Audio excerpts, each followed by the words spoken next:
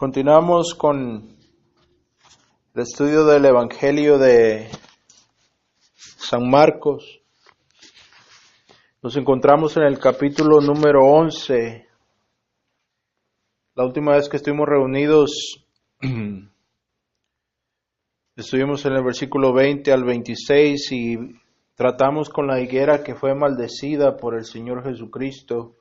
Y vimos que esta higuera era una representación de cuánto el Señor desprecia la hipocresía.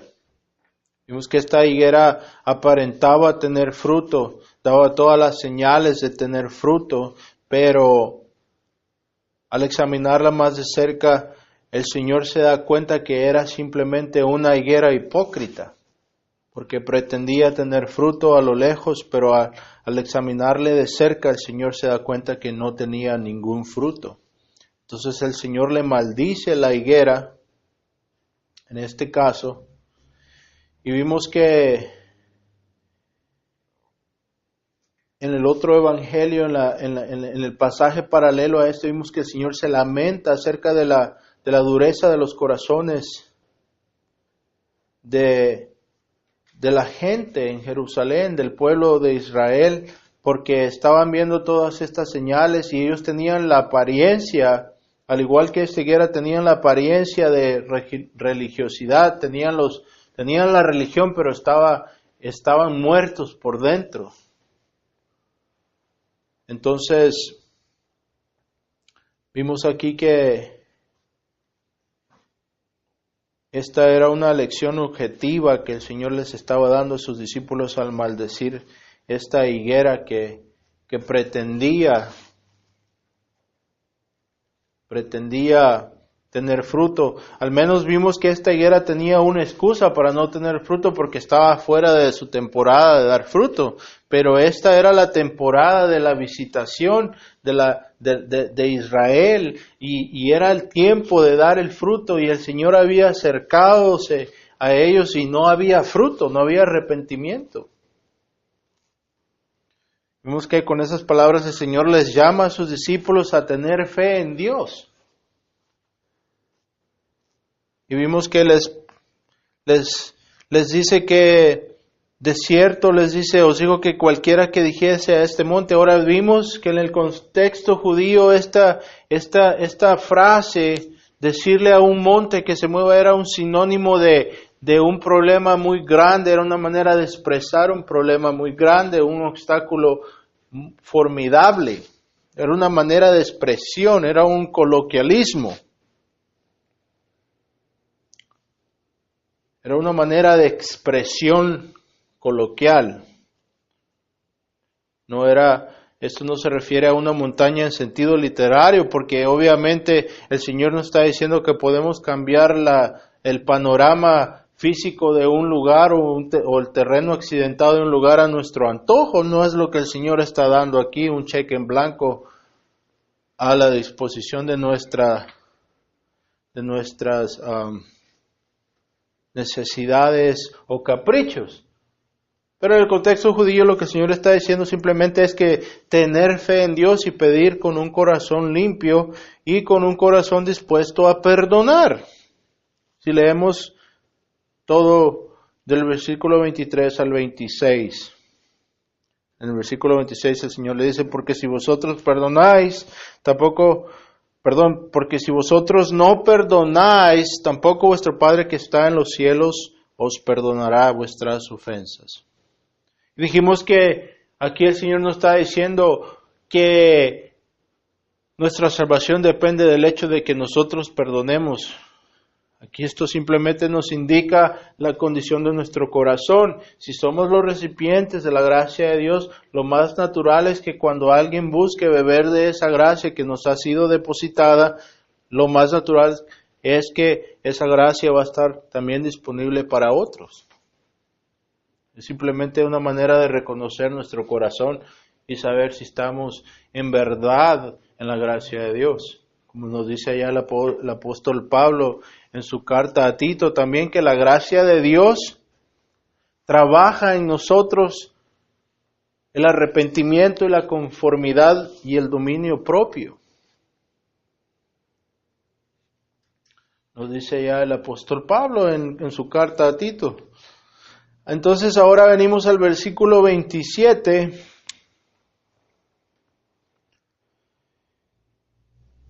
Y vemos que el Señor regresa con sus discípulos a Jerusalén. Y regresa al templo.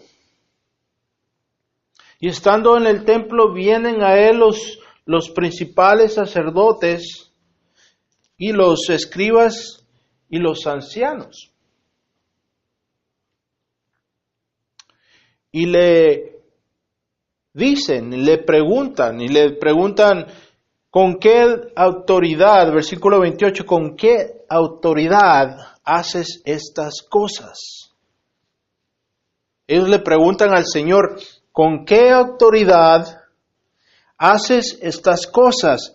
¿Y quién te ha dado esta autoridad para hacer estas cosas? Ahora la pregunta es, ¿cuáles cosas? ¿A qué se refieren? Debemos recordar que en el versículo 15 vemos que el Señor, en el versículo 15 del capítulo 11, vemos que el Señor comienza a echar afuera a los mercaderes del templo, aquellos que comerciaban con las palomas, con los animales de sacrificio, los cambistas. El Señor les echa del templo. Entonces, aquí vemos que inmediatamente los fariseos y los escribas no responden a este acto del Señor Jesucristo, pero ahora le están confrontando tocante a este acto. Y le preguntan con qué autoridad saca. La implicación es con qué autoridad sacas a los mercaderes y a los cambistas y haces estas cosas. ¿Quién te ha dado esa autoridad? Esa es la pregunta que ellos le hacen. ¿Quién eres tú para venir a hacer esto? Ahora,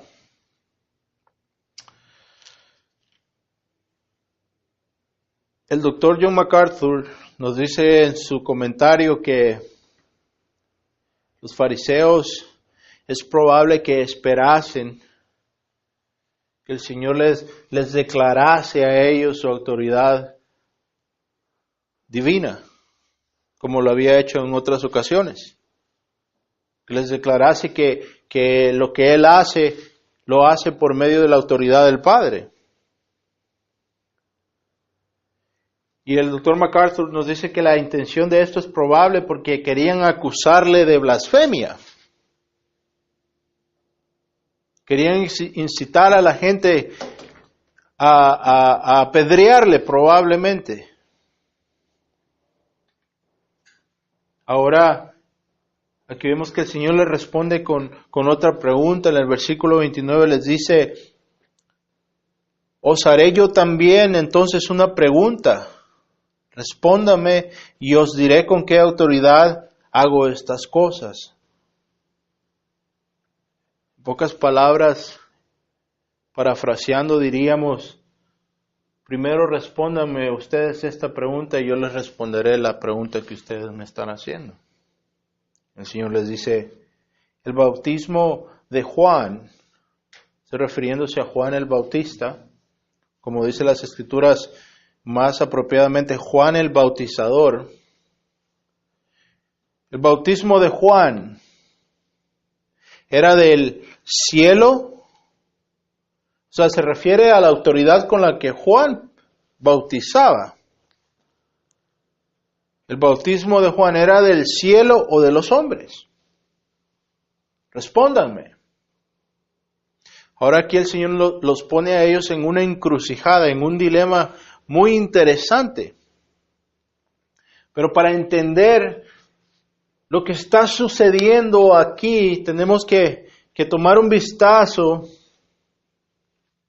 en lo que Juan había dicho acerca de su bautismo. Y para eso vamos a ir al Evangelio de Juan, capítulo 1, comenzando en el versículo 19. Aquí el apóstol Juan nos dice de Juan el Bautista. Acordémonos que fue Juan el apóstol el que escribió el Evangelio de San Juan. Y nos dice Juan que este es el testimonio de Juan, refiriéndose a lo que Juan testificó acerca de él, de su bautismo y la razón por la cual él bautizaba. Juan nos dice: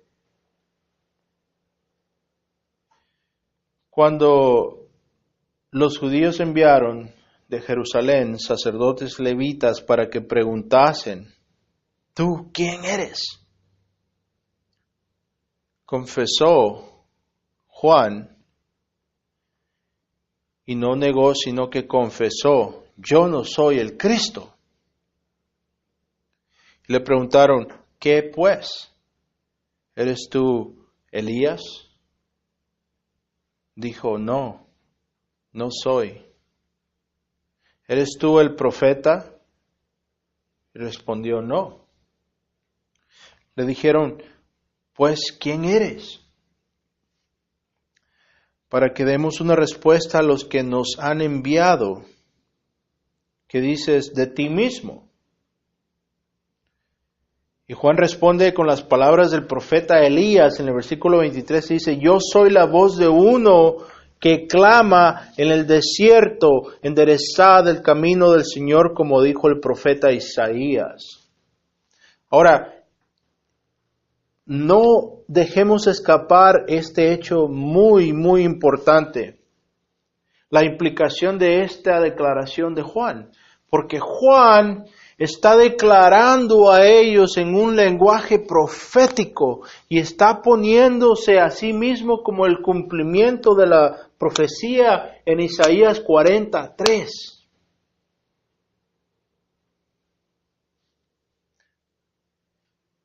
Lo que Juan está haciendo, él está fundando la declaración de su autoridad y su ministerio en una profecía, en un lenguaje profético. Y abiertamente está declarando a ellos que Él es el cumplimiento de esa profecía y la implicación de la cual nos lleva a la venida del Mesías. Porque en esa profecía el profeta claramente dice que mandaría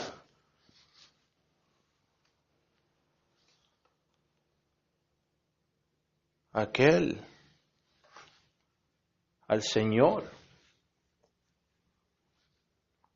Ahora, Juan entonces empieza a declarar a ellos en un lenguaje profético la naturaleza de su ministerio. Y obviamente se entiende que estos son levitas, son estos que están preguntando estas cosas, son individuos que están letrados en las Escrituras, que entienden, que tienen conocimiento de las profecías. En el versículo 24, Juan 1:24, entonces Juan nos sigue diciendo y dice: y los que habían sido enviados eran de los fariseos, era de la secta de los fariseos. Tenemos que entender que los dos grupos más grandes que existían en este punto de la historia de Israel, en este punto era la secta de los fariseos y la secta de los saduceos. Los saduceos eran los liberales y no creían en la resurrección.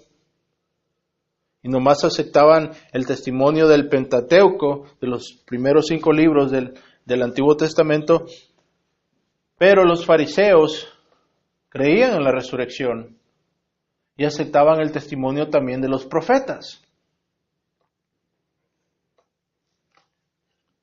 Entonces los fariseos eran los conservadores, los fundamentalistas. Como la palabra nos indica, la palabra fariseo significa aquellos que se han apartado. los separatistas. Eso es lo que la palabra fariseo significa. Entonces aquí Juan nos indica que estos levitas eran de la secta de los fariseos y le preguntaron y le dijeron, ¿por qué pues bautizas si tú no eres el Cristo?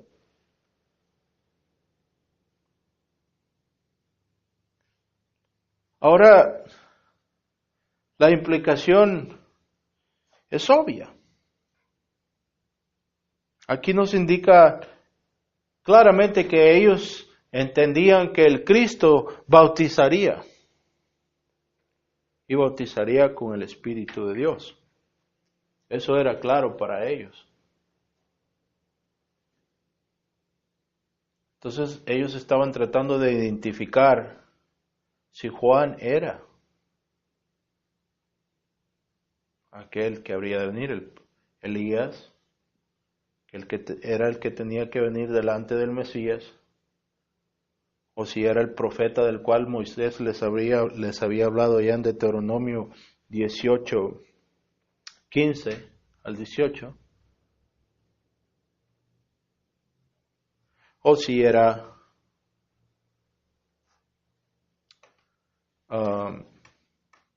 el Cristo.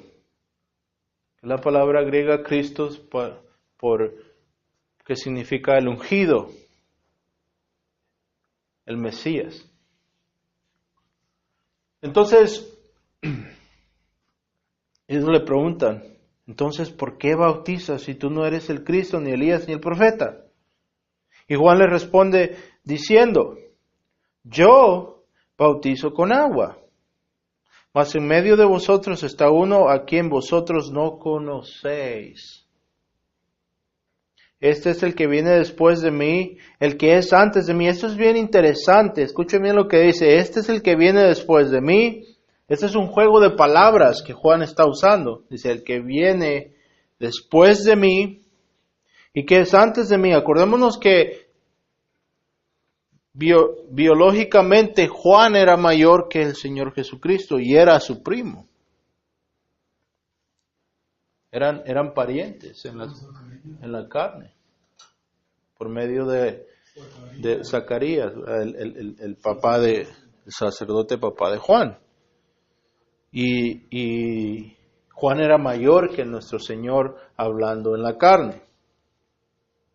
Entonces, pero Juan aquí dice, este es después de mí, el que es antes de mí, del cual yo no soy digno de desatar ni la correa de su calzado. Estas cosas sucedieron, nos dice, en Betabara, al otro lado del Jordán, donde Juan estaba bautizando. Ahora Juan nos continúa diciendo, y esto es bien interesante porque aquí Juan nos continúa diciendo en su relato que el siguiente día vio Juan a Jesús que venía a él y dijo, he aquí el Cordero de Dios que quita el pecado del mundo. Este es aquel de quien yo dije, escúchenme, este es el testimonio de Juan. Dice, este es aquel de quien yo dije, después de mí viene un varón, el cual es antes de mí, porque era primero que yo.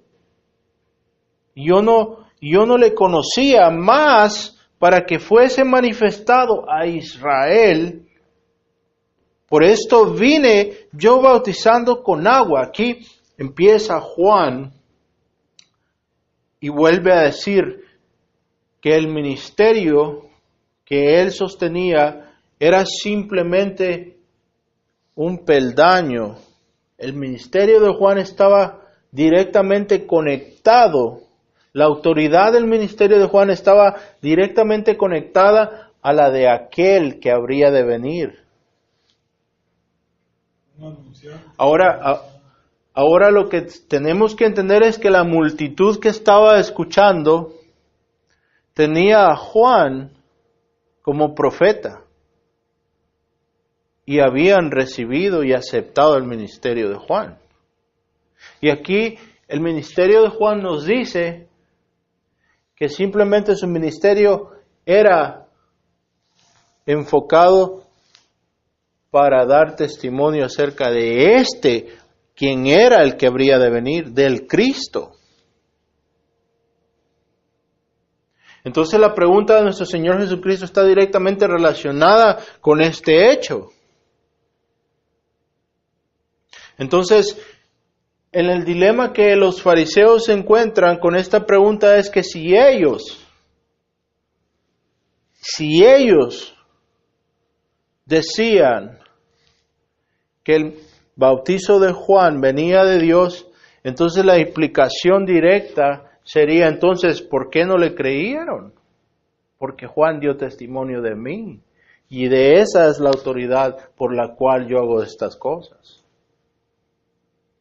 Entonces el Señor estaba respondiendo a la pregunta de ellos con otra pregunta que les llevaría a ellos a la respuesta de esa pregunta. Ahora lo interesante aquí es que ellos no están dispuestos. Ahora escuchen lo que sigue diciendo Juan. Juan 1:32 dice, también dio Juan testimonio diciendo, vi al Espíritu, aquí viene la autoridad, escuchen, vi al Espíritu que descendía del cielo como paloma y permaneció sobre de él. Y yo no le conocía, pero el que me envió a bautizar, este es el Padre, con agua, aquel me dijo, sobre quien veas descender el Espíritu y que permanece sobre de él, ese es el que bautiza con el Espíritu Santo. Y ahora escuchen lo que dice en el versículo 34. Y yo, este es Juan, le vi y he dado testimonio de que ahí está la autoridad, es el Hijo de Dios. Ahora es este hecho precisamente el cual ellos no están dispuestos a aceptar. Y no era cuestión de falta de evidencias, pero era cuestión de dureza del corazón. No era cuestión de falta de habilidad para entender las implicaciones y las declaraciones de Juan, es simplemente, como nos dice aquí en el versículo 31, volviendo a Marcos 11:31, esto es lo que ellos dicen. Entonces ellos discutían entre sí diciendo, si decimos del cielo, bueno, dirá, ¿por qué pues no le creíste? Estaban conscientes de la dureza de su corazón y no estaban dispuestos a aceptar el hecho de que Él era el Mesías prometido. No había una falta de evidencias, ni falta de entendimiento. Este es simplemente la dureza del corazón del hombre libremente rechazando la verdad, a sabiendas. La Biblia llama esto apostasía, cuando una persona se cae de la verdad sabiendo la verdad. Una persona libremente y voluntariamente rechaza la verdad y dice, no voy a adorar a este Dios. Y esto es precisamente lo que ellos están haciendo. Versículo 32. Y si decimos de los hombres, dice, pero temían al pueblo, pues todos tenían a Juan como un verdadero profeta. Así que respondiendo dijeron a Jesús, no sabemos. Prefirieron pretender ignorancia que antes declarar la verdad, que antes someterse a la palabra de Dios. Aquí vemos un ejemplo bien claro de la naturaleza del ser humano cuando Dios nos deja a nuestro estado natural. El hombre libremente rechaza a Dios. Así que respondiendo dijeron, no sabemos. Entonces respondiendo Jesús les dijo, pues tampoco yo les voy a decir con qué autoridad hago estas cosas. La respuesta era obvia. El Señor Jesucristo sabía que ellos te entendían y sabían que ellos sabían lo que Juan había dicho, pero no estaban dispuestos a admitirlo. Entonces prefirieron ceder y pretender ignorancia antes de dar avalición al testimonio de Juan delante de la gente. Porque la gente sabía que Juan era un hombre justo y lo tenían por un profeta verdadero. Ahora lo que es interesante, Mateo 21, el pasaje paralelo a este nos da algo muy, muy, muy, muy interesante. Mateo capítulo 21, versículo 28. Mateo nos da un detalle muy interesante que Marcos no nos da en respuesta a esta situación. Versículo 27. Respondiendo a Jesús dijeron, no sabemos. Esto es tocante a la respuesta de la cual hemos estado hablando. Y él también les dijo, tampoco yo os digo con qué autoridad entonces hago estas cosas. Es Mateo 21, 27. Ahora en el versículo 28 escuchen lo que el Señor les dice. Pero ¿qué os parece? Un hombre tenía 2 hijos. Y acercándose al primero le dijo, ve hoy a trabajar en mi viña. Respondiendo él, le dijo al padre, no quiero. Pero después se arrepintió y fue. Y acercándose al otro le dijo de la misma manera y respondiéndole él le dijo, sí señor, voy. Pero no fue. ¿Cuál de los 2 hizo la voluntad de su padre? Y respondieron, el primero.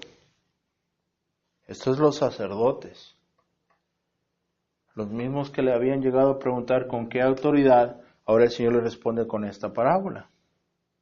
Y ellos responden, el primero. Y el Señor Jesús les dijo, de cierto os digo, escuchen bien, de su padre, de cierto os digo que los publicanos y las rameras van delante de vosotros al reino de Dios. Porque vino a vosotros Juan en camino de justicia y no le creísteis, pero los publicanos y las rameras le creyeron. Y vosotros viendo estas cosas no os arrepentís, pues para creerle.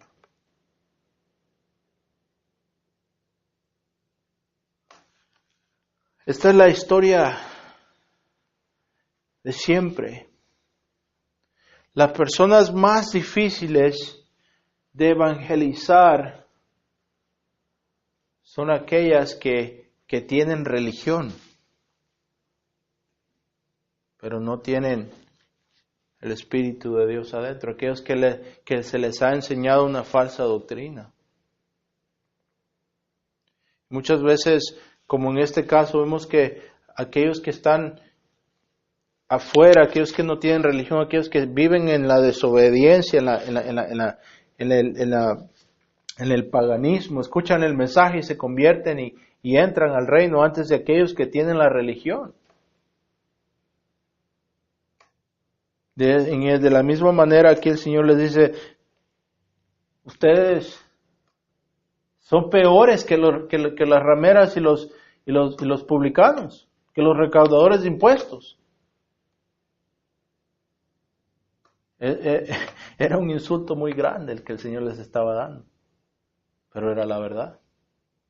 De la misma manera ahora hay muchos que se les ha enseñado que por el hecho de haber hecho algo, como muchas religiones enseñan, que es necesario hacer algo para recibir el reino de Dios, para merecernos el reino de Dios. Se les ha enseñado una falsa doctrina. Estas personas son las más difíciles de alcanzar porque se aferran a la religión, se aferran a lo que ellos hacen, se aferran a sus buenas obras, se aferran a muchas religiones que enseñan que la gracia más las obras nos ganan la salvación. O hay unas religiones que dicen, sí, la gracia, somos salvos por medio de la gracia, pero no lo dicen de esta manera, pero lo enseñan de esta manera, que retenemos la gracia de Dios por medio de nuestra obediencia.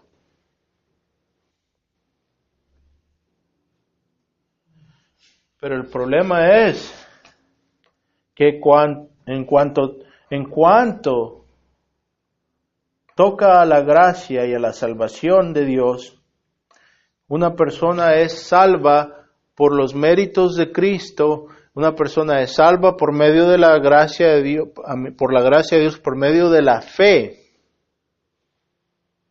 Y lo que se espera del creyente entonces es que viva por medio de la fe, y la fe nos conlleva a las obras, pero son el resultado de la obra de Cristo. Como decía Martín Lutero, somos salvos solamente por la fe, pero la fe no viene sola. Pero simplemente las obras del creyente verdadero son el resultado de esa fe. ¿De esa fe en qué? En que la obra ya ha sido completada. Entonces, el hombre no retiene la gracia de Dios por medio de sus buenas obras, ni retiene el favor de Dios por medio de sus buenas obras. El creyente viene a Dios poniendo su fe en lo que ya ha sido hecho y no necesita adición de ningún tipo de trabajos. En lo que corresponde a la salvación del individuo es por medio de la obra de Cristo, y Dios nos une a Cristo y nos acredita los méritos de Cristo por medio de la fe. La fe nos llama a salir de nosotros mismos y a confiar en lo que otro ha hecho. Ahora, las obras de justicia entonces se convierten en el resultado de lo que Cristo ha hecho por nosotros y está haciendo en nuestras vidas, la obra del Espíritu Santo, y la Biblia llama eso el proceso de la santificación, y simplemente nos sirve como un identificador de lo que ha sucedido en nuestras vidas y en nuestras almas, el resultado de la obra completa de Cristo. Entonces, si estamos poniendo nuestra confianza en nuestra habilidad de obedecer a Dios, si cuando buscamos la aseguranza, cuando buscamos seguridad en nuestra salvación, volteamos a nuestras obras y no a la obra de Cristo, entonces no estamos caminando por medio de la fe. Pablo nos dice que todo lo que no es de la fe es pecado. Entonces, el creyente siempre tiene que voltear al hacedor y al finiquitador de nuestra fe, a Cristo Jesús, entronado a la diestra del Padre, habiendo ya pagado por el perdón de nuestros pecados. Como nos dice allá Pablo, allá en Colosenses capítulo 1, versículos 12 al 14, nos dice, porque el Padre nos ha calificado. La palabra en el griego que Pablo usa es la palabra haikanu santi. Quiere decir declarar algo que es suficiente, hacer algo suficiente, hacer algo que queda en aquel, que cabe en aquella posición. Pablo nos dice, habiéndonos dando gracias, dice Pablo, por él, al Padre, por habernos declarado suficientes, dice Pablo, ahora Él nos ha transferido del reino de la oscuridad y del dominio de la oscuridad, nos ha transferido al reino del Hijo a quien Él ama en la luz, en la herencia de los santos. ¿En quién, dice Pablo, tenemos el perdón de los pecados y la vida eterna? Dice el apóstol Pablo. Entonces, ¿Qué pasa, hermano? es Colosenses 1, 12 al 14. Entonces nos dice Pablo, de la misma manera que el Señor nos ha declarado, nos ha hecho suficiente y nos ha transferido del dominio de la oscuridad al reino del Hijo al quien Él ama, en quien tenemos la redención, dice Pablo, la vida eterna y el perdón de los pecados. Y continúa Pablo en esa epístola diciendo, Él es la imagen del Dios invisible, el primogénito sobre toda la creación.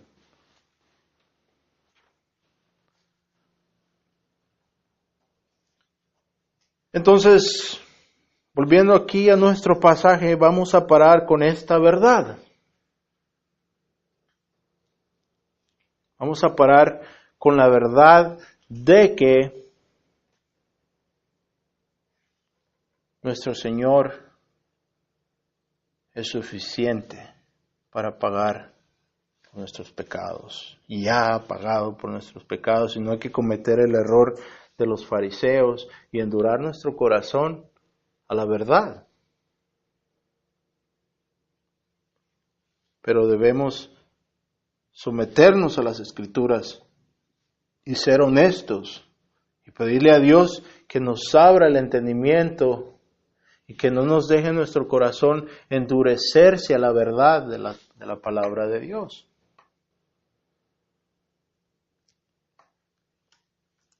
Como los fariseos en este caso, tenían religión, tenían obras, pero les faltaba la sustancia. Por eso el Señor les dice, vino Juan a vosotros en camino de justicia y no le creíste, pero los publicanos y las rameras le creyeron y vosotros viendo estas cosas no se arrepienten para que ustedes también puedan creerle. Vamos a parar aquí entonces.